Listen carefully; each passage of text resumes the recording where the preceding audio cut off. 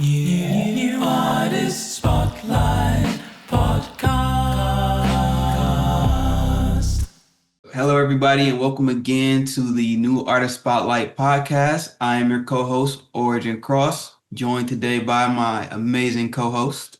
Hi everyone, it's Lisa Haden here, and today we are joined by Terrence and the Optimistics. Hi Terrence, how are you? Yeah, jolly good. How are you guys? Good, thank you. Yeah, can't complain. It's very early in the morning here in New Zealand. Oh, what time is it there? Well, it's 7 o'clock. Had to get up at 5:30 to get here on time. Oh, crikey, we do Wow. apologise. No, that's okay. It's all good. I think I'm awake, so if I'm not quite awake, I know why. That's commitment. Yeah. Well, So please. can you tell us a little bit about yourself? Yeah, I suppose you're talking about the musical side of myself. I do quite a few things, but I suppose I've been in music since, as a kid, always had a piano in the house, started guitar when I was 8, started playing professionally in bands when I was about 15, started doing recording work about 19, and then got into the jingles side of the industry and doing session work in studios probably around about 22, 23.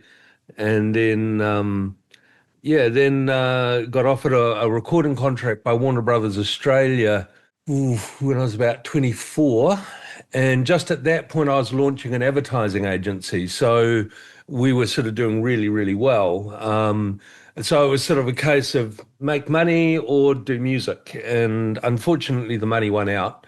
And then still played a lot, still did a lot of session work in studios and things, and played a lot, huge time spent in churches and doing worship leading and stuff like that. And running sort of quite large church music groups. And then then went overseas, retired about 15 years ago, went overseas to Africa to do humanitarian work. And then somebody decided I was a good candidate for kidnapping. So they tried to kidnap me. And so we had to run away. And we managed to escape and get back to New Zealand, and then found myself completely at a loose end and was like, what do I do now? Grew the hair long and got back into music. And so sort of in a way, what I'm doing at the moment is actually quite recent. It's been since about 2019, I really got back into it and got back involved in the local music scene and then concentrated primarily on recording and being a recording artist as opposed to jumping around on stage. I don't think anybody wants to see an old man like me jumping around on stage.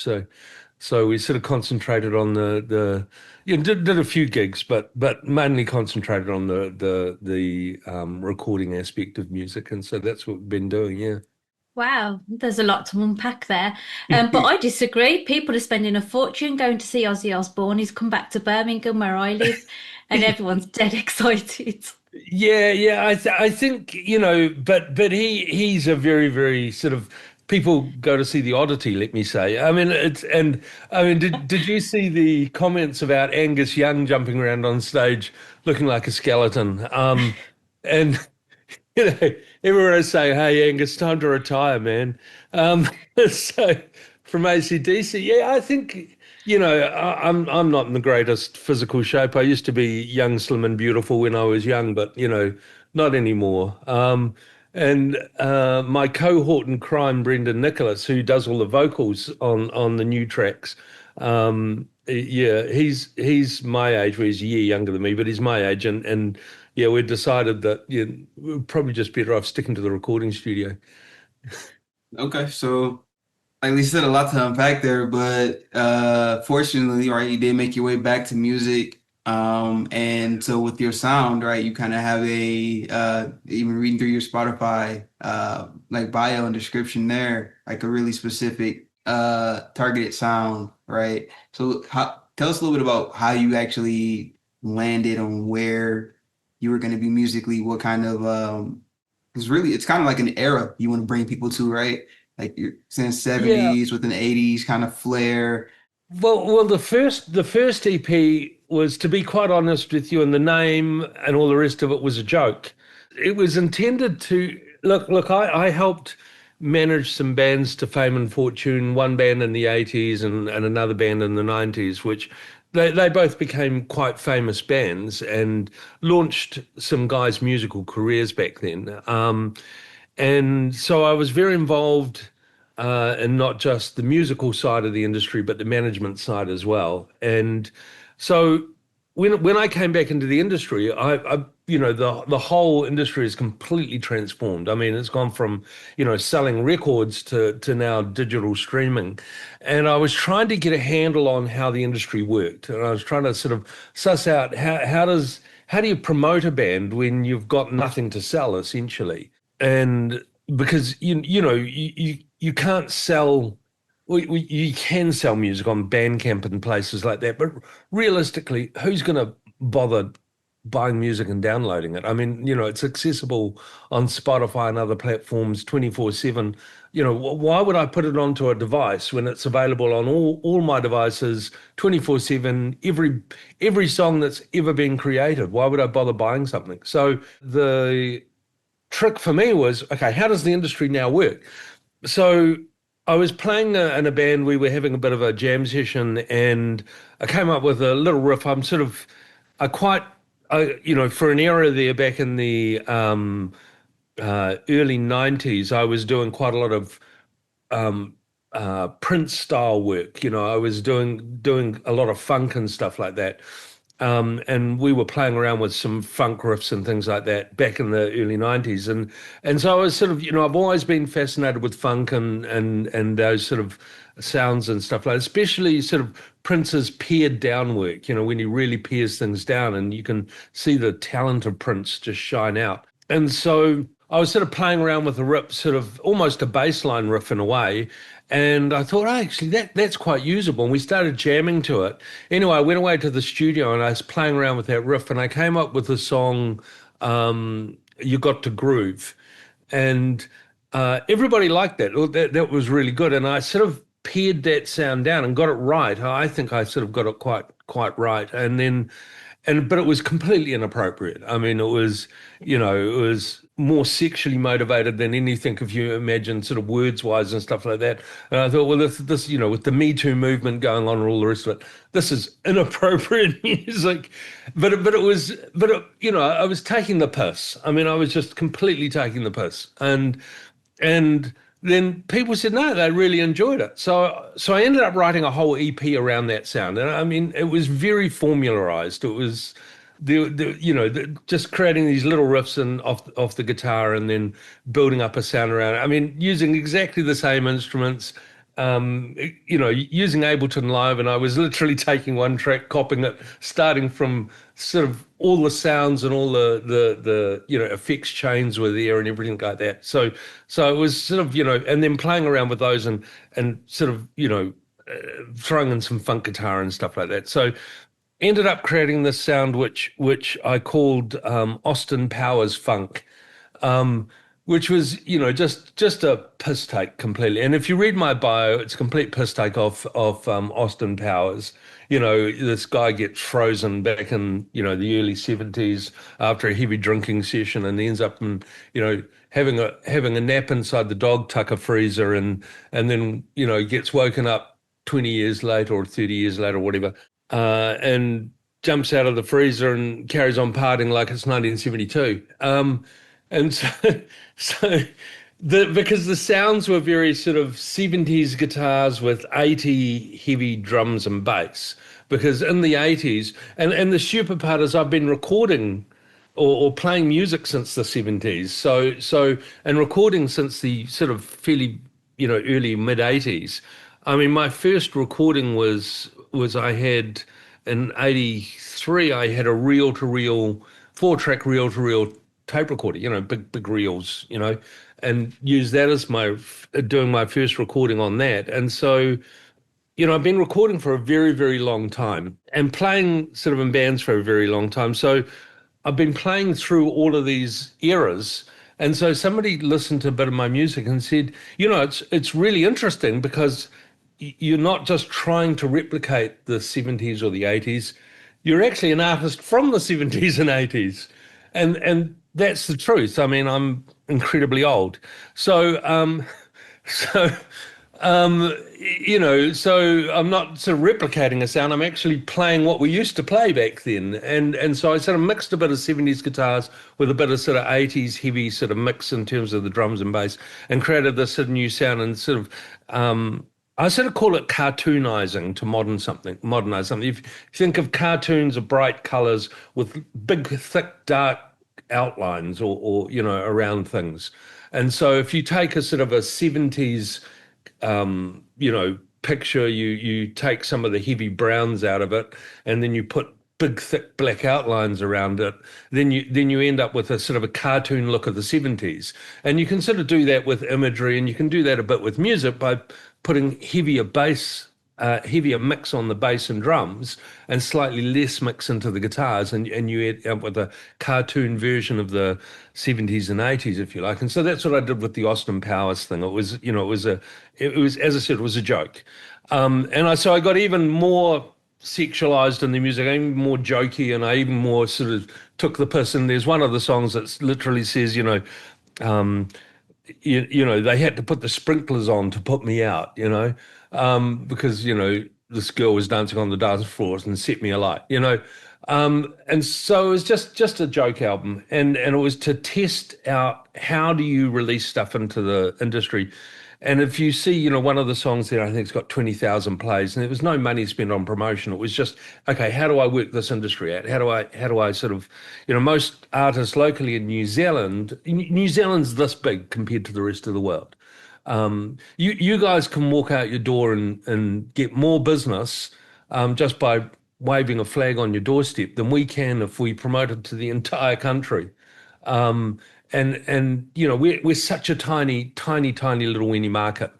And so most indie musicians in New Zealand would never get more than 1,000 plays on a song. I mean, they'd be lucky to get more than 200 or 300, unless they've got a big sort of island community or something like that. It's almost impossible. And that's where NAS comes in. NAS is incredible. But so trying to you're going to get outside of the country. And it was like, okay, how do I get there? And I was using X at the time, and there was this group called Let's Get the Word Out, which were sort of, promoting each other's music and stuff like that. And so I got into that group on X at the time. This is sort of a bit before NAS, and started working with that group to help them put up a few playlists for them, and they sort of put my stuff on their playlists, and we were all playing each other's playlists and supporting each other, and that went quite well. So it was just a piss take album. It really wasn't to be taken seriously in any way, shape, or form, musically or anything else, quite frankly.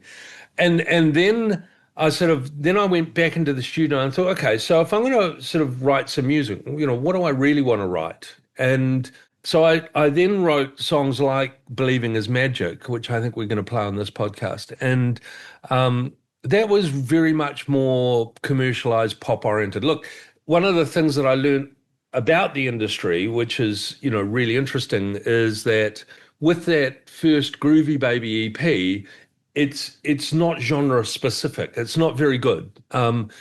It's not funk, and it's not rock, and it's not sort of even funk rock.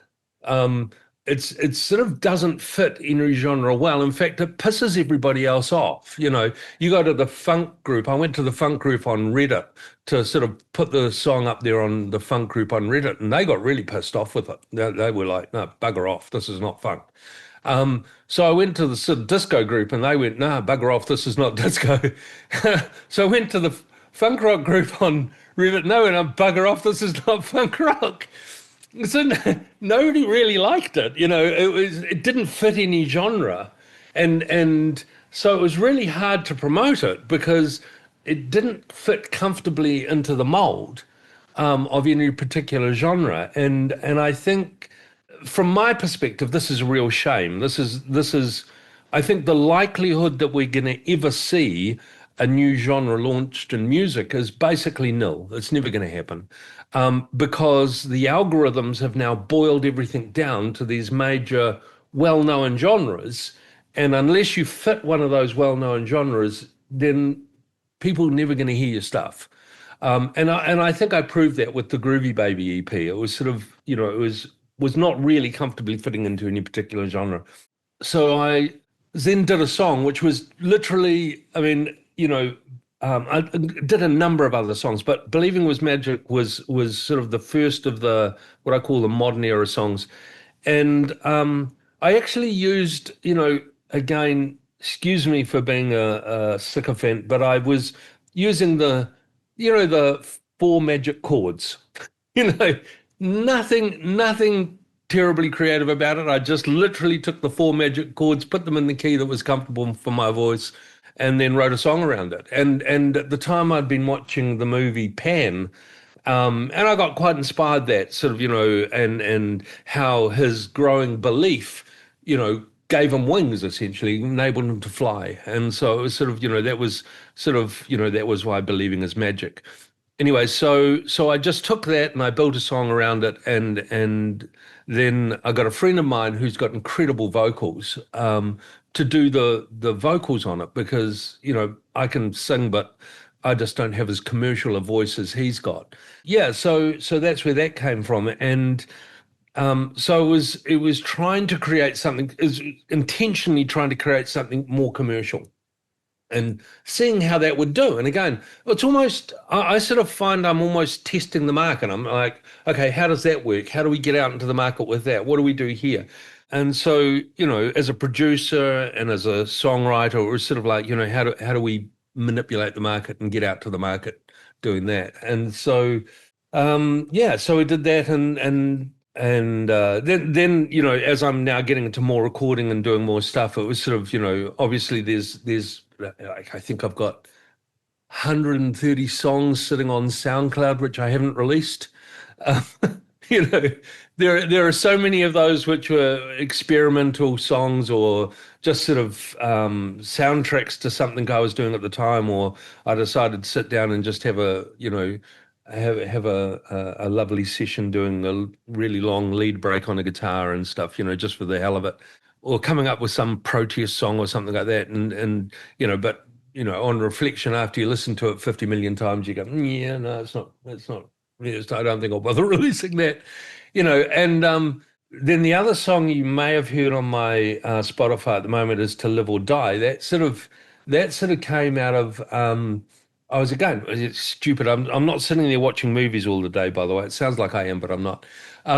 I was watching the movie The Greatest Showman, and that song Never Ever or Never Never came on, and it was like, wow, that's incredible. And I just loved the orchestration of that. So I sat down to try and write something like that, with sort of, orchestral sounds, and ended up coming up with that. And that was really, really loved that process. Loved the process of orchestration and orchestrating, like, the French horns and the cellos and the violins, and bringing piano into that, and then bringing some modern sounds, and then bringing in the heavy drums and bass and sort of that modern sound, and then layering over, strummed guitar, a really nice sort of, open chord strum guitar, to get that sort of really, beautiful mix that you can hear sometimes and stuff. And then putting these heavy vocals in the background, where it's, these oohs and ahs and things like that, which gives it a real vocal layering, and then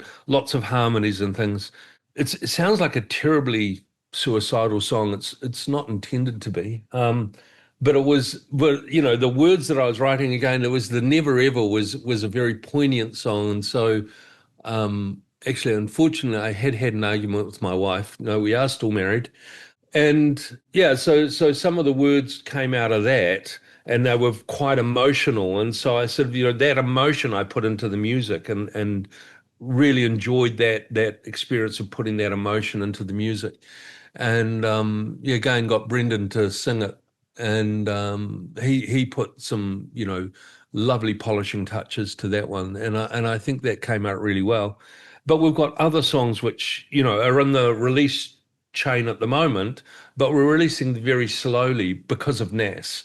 Because we're trying to give them enough time on NAS to get established and to get sort of heard, and then, and to build an audience. And then after we've started building an audience, and we'll release them slowly. So there is a chain of, like, with definitely 2 other songs which are coming out in the next, 2 or 3 months. But there's a whole stack of them which we could release, but we're trying to pick what we do and be a little bit intentional about it. Did that answer the question? I don't know. Did I go off topic? No, that answered the question. So obviously you're aiming to produce songs and release songs that are quite commercial and that you can market. Does that mean that these are songs that you wouldn't particularly listen to, or are you creating music that you would listen to, but also is a commercial song? No, this is definitely the stuff I listen to. And I have to say, with that first EP, I was probably the greatest fan of my own music. I sat there. I loved listening to that EP personally. I listened to it over and over again. Not necessarily spinning up plays on Spotify, because A, that's illegal, and B, that wouldn't show well on ranking and stuff like that. So no, I was constantly playing the songs in my ears. I really enjoyed listening to that stuff. That's the stuff I enjoy listening to. And these 2 new songs are stuff I enjoy listening to. And whenever I jump in the car and go for a drive, that's the first stuff I stick on. And so no, it's definitely stuff I enjoy listening to. And I think Peter Gabriel said it really well when he released the album with Sledgehammer in it, and people were going, "Oh, you've sold out to, commercial pop," and he goes, "No, actually, this is the stuff I like." So no, it's definitely the stuff I like, but yes, I'm also being intentional about it. I mean, it's one thing sort of producing stuff that you enjoy, and it's another thing sort of, trying to create a product that other people will enjoy also. I mean, look, as I say, I got 130 odd songs sitting on a SoundCloud, which I enjoy. I don't think many people enjoy some of the stuff I've got on there.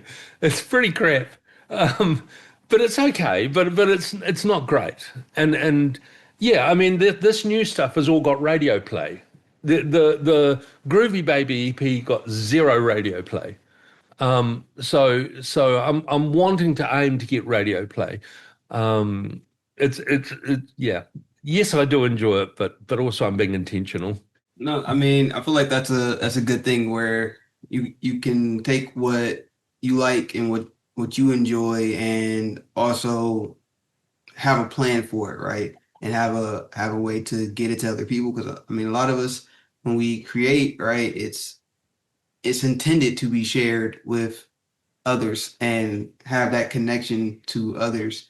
But I think we should go ahead and jump into Believing is Magic. So if you want to go ahead and give us the introduction, and we can get into it. Yeah, sure. So as I said, this song called "Believing is Magic" was inspired by the movie Pan, and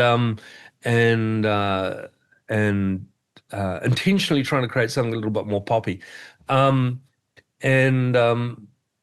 The mix that you're hearing was actually taken by a guy, a local guy, a very young guy, who took it and he turned it more rocky than poppy. But we loved his mix, so we decided to release that mix of it. There was a previous mix which was, heavy on the bass drum, boom, boom, boom, boom, boom, boom, boom, very, very EDM style poppy. But he took that and he was wondering why there was not much snare, because he's a rock enthusiast. So he changed the drums up and he made it snare heavy. And it was like, yeah, okay, it works. Whatever. Let's go with your version. So that's what it is, and it's got the amazing vocals of Brendan Nicholas, and he doesn't want to be part of the Terrence and the Optimistics. And by the way, there is no Optimistics, so it was just a stupid name. But unfortunately, we got sort of well known by that, and so I stuck with it. Maybe I should have thought a little bit more about the name before I did it. Anyway, and so yeah, this song, "Believing is Magic," and I hope you enjoy it.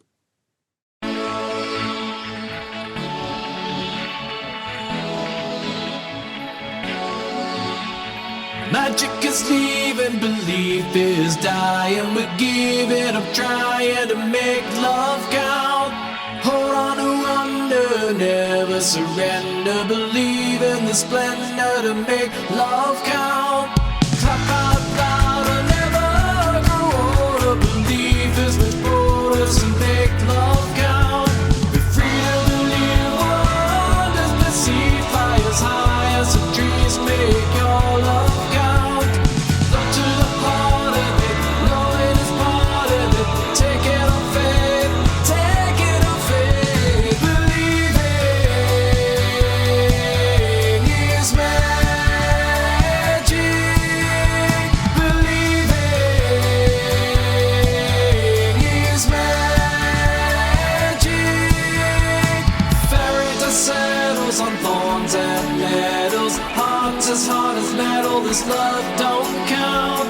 Be free to believe wonders perceived by as high as the trees make your love count. Look to the heart of it, knowing it's part of it. Take it on faith, take it on faith. Believing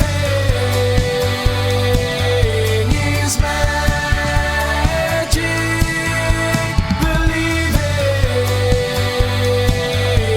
is magic. Believing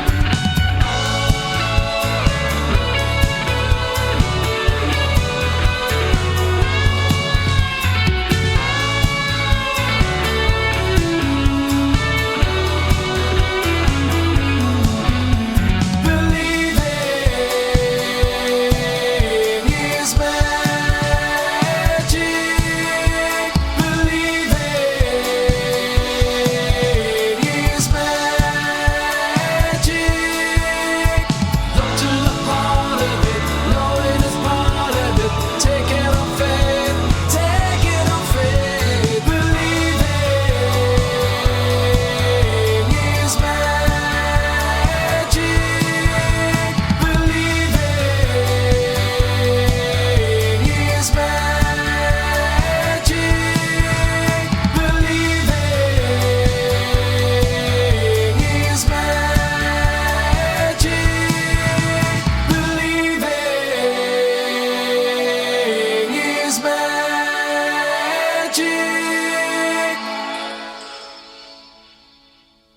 So that was Terrence and the Optimistics with their track Believing in Magic, or Is Magic, sorry.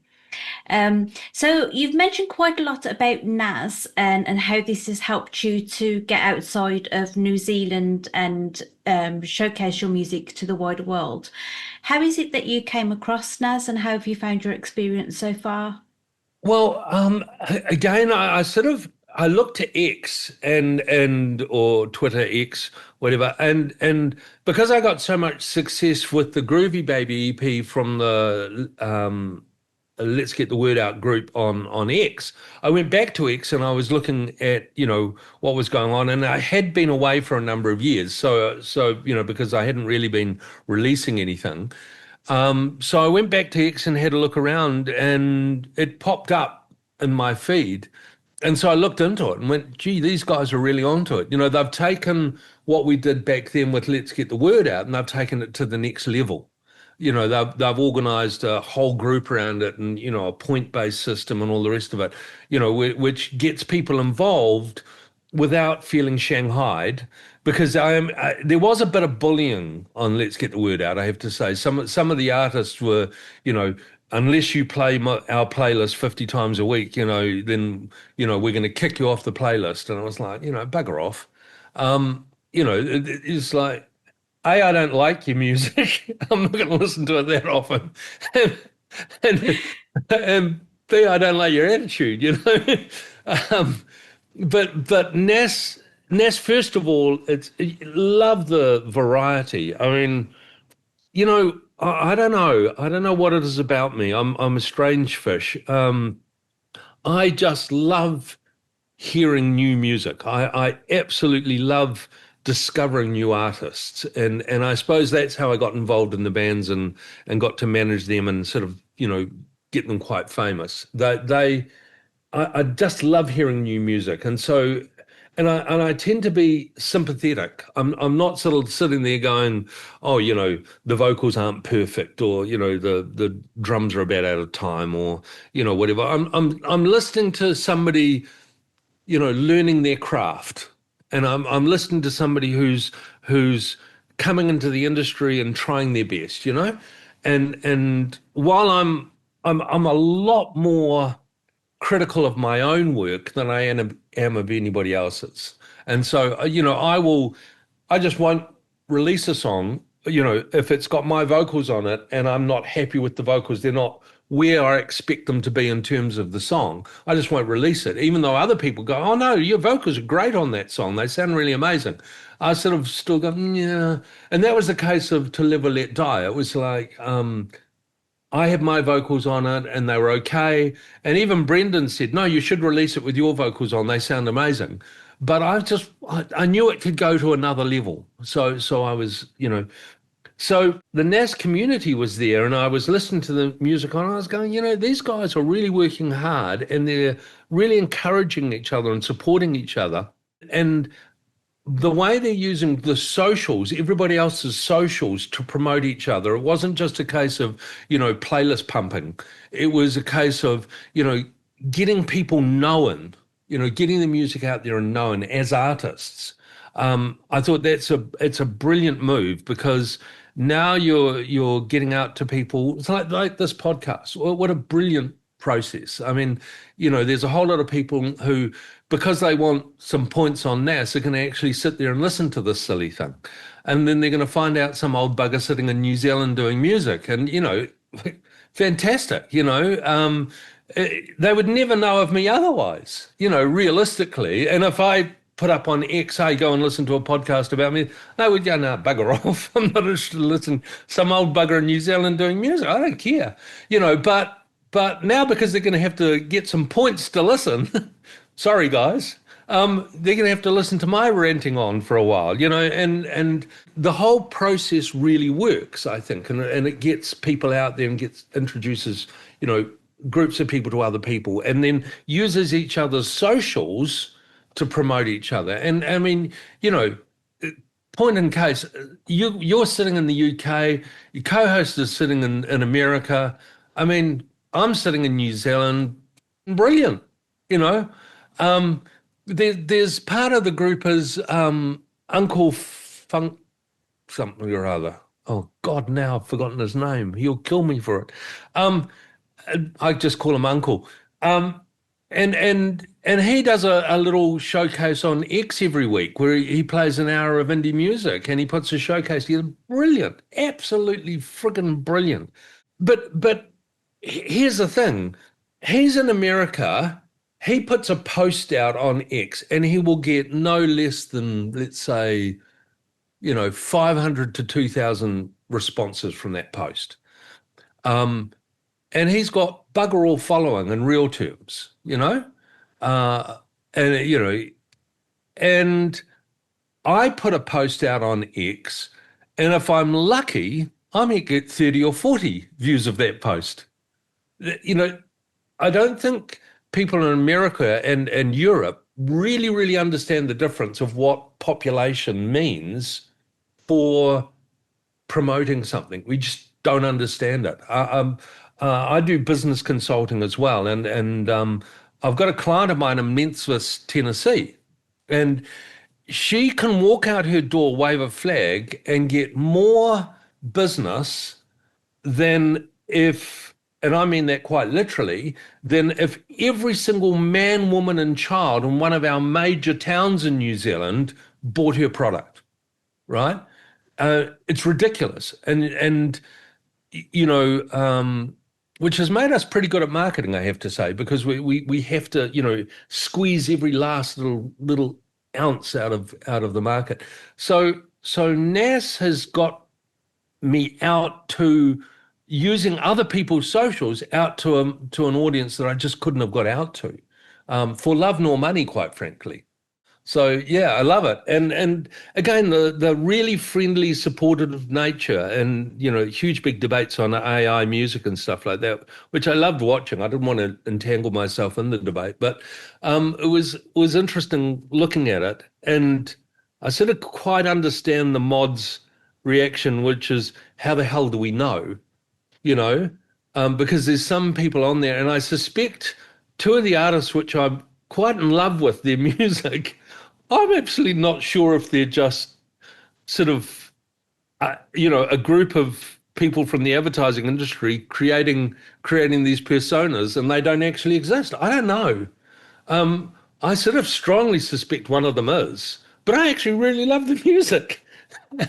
you know, and would you cut them out of the group because you're just not sure, And how can you really tell, unless somebody comes out and admits it, like that what's a Velvet Underground or whatever they were called, Velvet Lemons, I call them. They came out and finally admitted, yeah, this was just all AI, that we don't exist, but I mean, how would you know? And are you going to cut an artist out who's using really, really heavy auto-tuning because their voice sucks, and creating still really great music because they've got really heavy auto-tuning? You're going to cut them out of the group because, well, you don't know, but they could be AI, And quite frankly, with today's AI vocal tools, and I haven't tried it, but I'm actually curious to try it. I should try it with my own voice. I could end up turning my nasty voice into something sounding really quite amazing. I could end up sounding like Ariana Grande, sort of, just running through a bloody AI filter. So why the hell not? Either that, or I find some amazing female artist to collab with, So yeah, more power to them. There's many ways to create, and I mean, we're all using digital audio workstations, right? I mean, they've got instruments on there. I mean, how many of us can play French horns? Personally, I can't. I'm sitting there playing French horns, for God's sakes. So, well, is that a bad thing? I don't have a cello sitting in the background and 3 string sections and a few brass sections sitting in there. If you may notice, there's just nothing back there, So how the hell am I going to orchestrate that? Go and hire the London Symphony Orchestra? Well, no. I mean, modern tools allow us to do things we just simply couldn't do in the old days, So, yeah, why not? Fair enough. And I mean, when you talk about all the support and everything that a community like NAS offers, right? I think that's really great, but there is one portion of NAS that is not supportive, and it's the New Order Spotlight Quickfire 5, where you're completely on your own with no more than 15 seconds to answer each question, and we're about to jump right into it. Are you ready? Yeah, go for it. Let's jump in. Question number 1. What is your personal favorite song of all time? My personal favorite song of all time, or on NAS? All time. Of all time. Probably Comfortably Numb from Pink Floyd, of all time. Yeah. Love that song.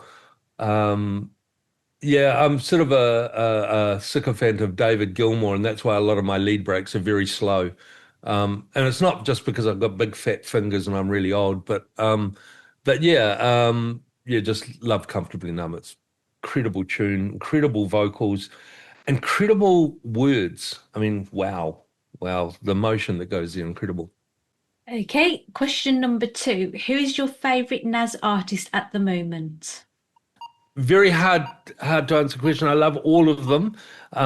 So many artists I really, really enjoy listening to. When I first got into NAS, I was listening to Ed Eagle's Kissing a Fool and just really fell in love with that song. And then recently, Bernice Mendes came out with the song Villain, and that was picked up everywhere. And so I went and listening to her stuff like Architecture and stuff. Really great music, amazing melodic stuff and things, and just great guitars, great sound, amazing voice. And then, but I have to say, I'm also really enjoying Dreadful Savior and Lofthouse Leo, you know, which are just a completely different sound. And as I was saying, I'm not sure sometimes if some of the overuse of autotune is just a case of overuse of autotune, or is it something else? I don't know. But I just love what they're doing, and I'm glad that they're on the group, and I'm glad they're on the list, and I'm just loving what they're up to. So, but there's jeepers, I could carry on mentioning hundreds of them. I mean, Charles Connolly, I was listening to one of his stuff, that one Caged, that he highlighted, you know, was it the couple of weeks back from that group. I'm not a great fan of rap, but the way they put that together was brilliant. So yeah, look, there's hundreds of them. I don't think I've got any particular favorite. I just listen to them all and just really enjoy listening to them. All right, question number 3. Which band or artist, past or present, dead or alive, would you most like to see live if you could? To see live? Yeah. Wow. Okay. I think one of the bands that I completely missed out on seeing was Genesis. And they've got one of the most, or they used to have one of the most incredible live shows. They're the people who came up with also the Very Light. You know, the light that moves and changes colors on stage shows now. It's like it's everywhere. That was actually created by Genesis, and so they really worked hard on creating the tools to make an amazing live show. And so I missed out on seeing them. I have to say one of the bands that I enjoyed most watching was actually Pink Floyd. I managed to get to see them live, and you know, when they were still around. So that was highlight of my life, going to their concert. I did go to a Prince concert in Sydney, and unfortunately I didn't really enjoy it. It was like so perfect. It was like a CD. It just didn't, you know, with Prince, you hear so much of the feel in his music, but it didn't come across in the live sound, which was a shame. Okay, question number 4. If you could go back and give your younger musician self one piece of advice, what would it be? Don't get into music. No, I'm joking.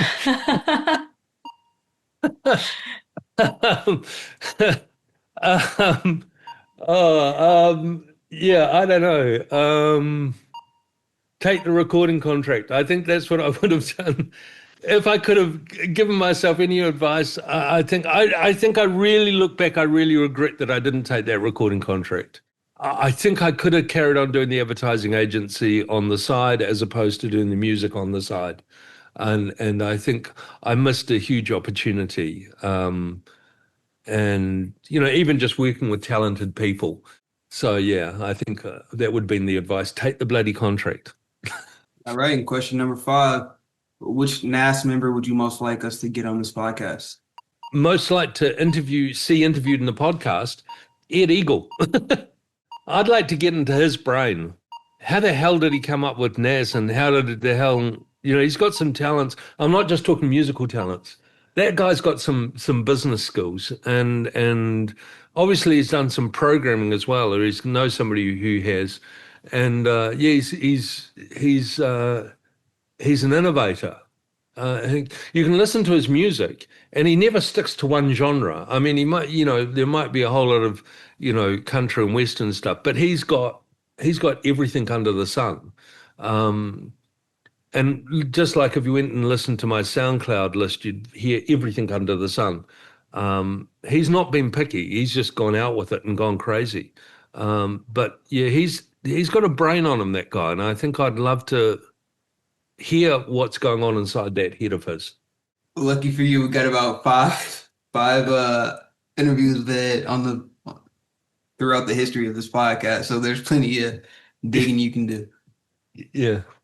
All right. Well, you did mention you had a couple of things in the pipeline. What, I guess, in particular, can we expect to see next?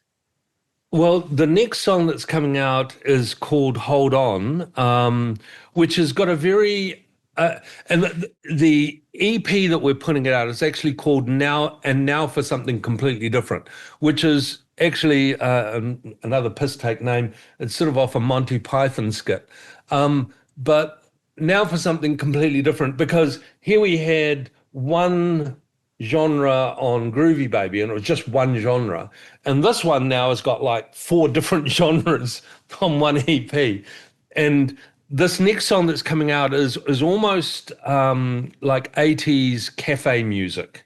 And it's got sort of slide fretless bass on it and some sort of bongos and things, and it's again got the featuring the amazing voice of Brendan Nicholas, but it's yeah, I just really love the sound that we're getting out of that one, and it's again something quite different. It's you've got essentially 4 completely different genres coming out in this one EP.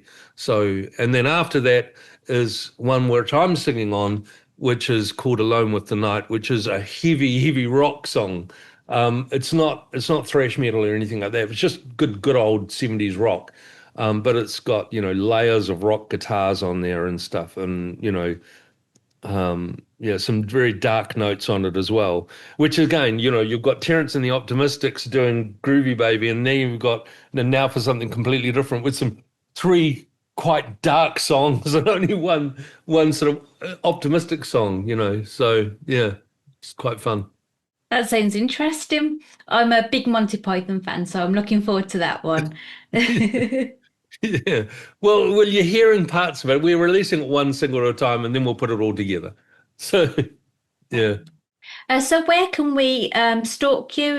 You say you're on X. So do you want to tell us about what your social media handles are and where we can stream your music? Easiest way to find me is actually, instead of trying to find all of my social media handles, because nobody can spell my name anyway, is just go to Tato, TATO .woo, WOO.co. So tato.woo.co. And that's my website, and it's got links to everything. It's got links to all the music and stuff on there as well. And it's got the silly bio. And there's a button at the bottom of the bio that says expose me. And you press on that button. No, there's no naked pictures. You press on the button. Yeah, no, you wouldn't want to see them anyway. You press on that button and it's got my real bio on there as opposed to the bullshit one which I made up. So yeah, that's interesting. Go and read it and press the expose me button. Don't be frightened. You won't have anything horrible show up. And then you'll learn the truth. Yeah. Awesome. Well, we want to thank you for coming and spending some time with us today, letting us get to know you a little bit better. We appreciate your time. Thanks so much. Really appreciate you having me on your podcast. Thank you. Thank you. Now, to everybody who is helping with the community, helping push us, promote us, give us access to different platforms and different ways to expose ourselves, we just want to send a thank you to you, and peace out. Thank you, guys. Bye. Bye. See you guys. New artist spot.